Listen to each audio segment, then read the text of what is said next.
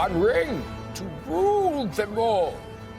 One ring. Yes, those are some of the famous sayings as I did my impersonation of Gandalf in The Lord of the Rings. And believe it or not, today marks 60 years since J.R.R. Tolkien penned his literary masterpiece. Look at this.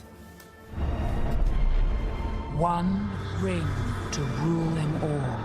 From a novel to a trilogy to one of the biggest movie franchises in history.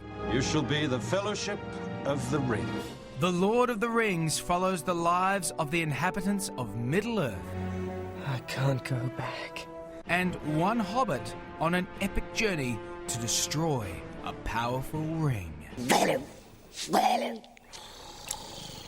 precious will be ours.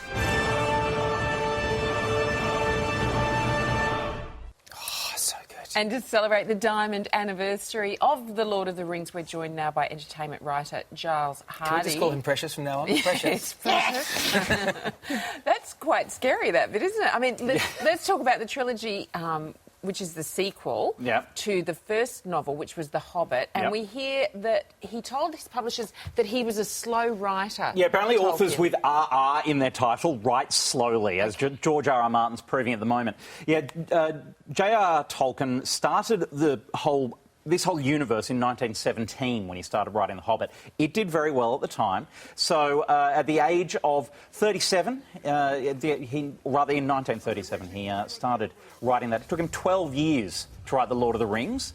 That's partly because he was a professor at Oxford at the time. He was a fellow of a college there. He gave up in 1943. There's a small war going on, though. So in 1944, he started sending chapters to his son, who is in action in Africa, as sort of a bit of a come home and I'll give you the rest of the story, which I still think is the best part of the entire time. Oh, that's amazing. Now, there was an animated version of the film, which I quite liked in the 80s, but back in the 60s, the Beatles wanted Stanley Kubrick to do like a musical version or something? The Beatles didn't just want Stanley Kubrick to direct it, they wanted to star in it. Of course. You were going to have...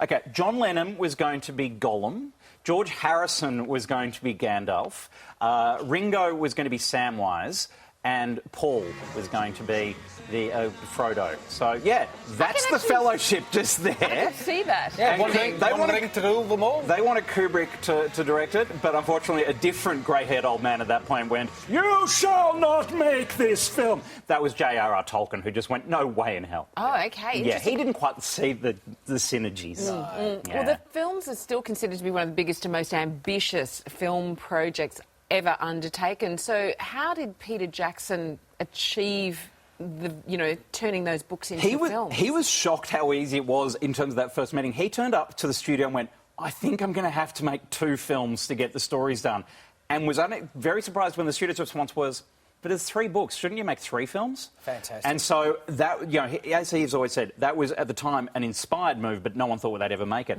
It cost $300 million to make all 3 at the same time. That's all right. 8 years. Of course, they've made about $3 billion at the box office, so probably they're feeling OK with that investment at this stage. Not a bad return. Yeah. Really? So they did quite well with it. Can I ask what the rights were sold for, though?